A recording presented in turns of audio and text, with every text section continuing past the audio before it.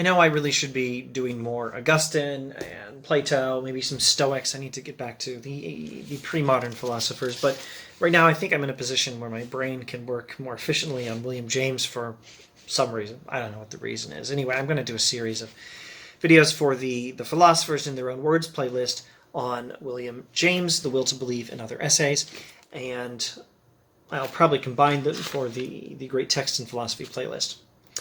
Let's begin with the preface. He talks about how he's putting together various talks he's given to philosophy clubs. The philosophy club speech does not normally become a classic piece in the history of Western philosophy, but in William James' case, it did. Many of them did.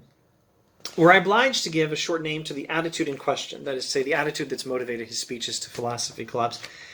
I should call it that of radical empiricism, in spite of the fact that such brief nicknames are nowhere more misleading than in philosophy. I say empiricism because it is contented to regard its most assured conclusions concerning matters of fact as hypotheses liable to modification in the course of future experience. And I say radical because it treats the doctrine of monism itself as an hypothesis, and unlike so much of the halfway empiricism that is current under the name of positivism or agnosticism or scientific naturalism, it does not dogmatically affirm monism as something with which all experience has got to square. The difference between monism and pluralism is perhaps the most pregnant of all the differences in philosophy. Prima facie, the world is a pluralism. As we find it, its unity seems to be that of any collection. And our higher thinking consists chiefly of an effort to redeem it from that first crude form. Ooh, there's a lot here. Okay, so the attitude that motivates his talks to philosophy societies is an attitude he thinks can best be described as radical empiricism. It's empirical because it is contented to regard its most assured conclusions concerning matters of fact as hypotheses liable to modification in the course of future experience. In other words, no dogmas. Nothing he's unwilling to change his beliefs on if future experience should turn up evidence to the contrary to those beliefs. And it's radical because it applies that empiricism to everything. Now, monism. Monism is the idea that there's only one kind of thing that exists. By some loose definitions of the term, materialism is a monism. It says everything is matter. By somewhat more strict definitions of the term, you can't just say there's only one kind of thing that exists, but you might have to go as far as saying there's only one thing that exists. You're going to usually end up being some sort of pantheist if you have that view. And this kind of monism was quite popular in philosophy in William James' day, under the influence of Hegel and his followers. James spends a lot of time refuting the Hegelians. So there's a lot of doctrines that are sort of empirical, but they start off with the idea that all the different things we encounter in life, all of our experiences, must be something that we can explain under one heading. If we seem to perceive more than one kind of thing in our lives, a halfway empiricism is going to say, well, let's learn from experience, but let's explain everything rationally under one category, whether it's matter or the development of spirit in Hegelianism or something else. James says, if we're real empiricists, well, we might not rule out this monist hypothesis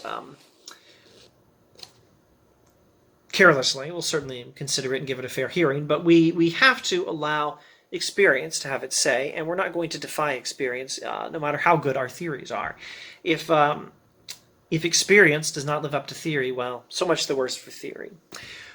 We have to take the world as we do experience it, and if we experience different things in the world, we should have a philosophy which recognizes different things, which is not committed to monism, which is not committed to explaining everything under a single heading, not even matter, not even the developing spirit of the Hegelians. Prima facie, the world is a pluralism. As we find it, its unity seems to be that of any collection. Our higher thinking consists chiefly of an effort to redeem it from that first crude form, and this sort of higher thinking is not appropriate. Postulating more unity than the first experiences yield, we also discover more. But absolute unity, in spite of brilliant dashes in its directions, still remains undiscovered. Ever not quite, must be the rationalistic philosopher's last confession concerning it. I have a scribbling in the margins, marginalium, saying that this is a point, or some video being put together. But this is a point Kierkegaard also made much of in his criticism of Hegelianism, that we were never quite there. So the Hegelian philosophers were very cleverly trying to explain everything under this one heading, and they never could quite get there. And James suggests, well, maybe we should not use that approach. Maybe we should just recognize all the things we encounter in our experience as being real things, even if they're not all combinable under a single heading. This is pluralism, somewhat rhapsodically expressed. He who takes for his hypothesis the notion that it is the permanent form of the world is what I call a radical empiricist. For him, the crudity of experience remains an eternal element thereof. There is no possible point of view from which the world can appear an absolutely single fact. Radical empiricism will not insist that the entire world be explainable as different aspects of one absolutely single fact.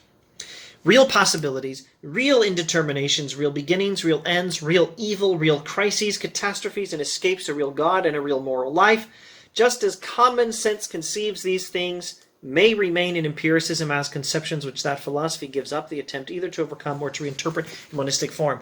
Look at that list. Possibilities, indeterminations, beginnings, ends, evil, crises, catastrophes, escapes, God, moral life. These are all things from human experience. Materialism will not recognize a real God, has difficulty explaining morality. How can morality be explained as an aspect of that which takes up space? How can morality be explained as an aspect of matter? That's challenging. But Hegelianism has difficulty explaining real evil, or real ends, real beginnings, real catastrophes, real escapes. Under Hegelianism, everything is subsumed under the developing spirit or mind that is coming to understand itself through human history. You can draw some elements from human experience for supporting either of those monistic hypotheses, but one of them has difficulties accounting for real evil, because in Hegelianism, everything that happens contributes to the development of spirit and it ultimately is good. In materialism, do you even have a real God or a real moral life? If all is matter, what is God?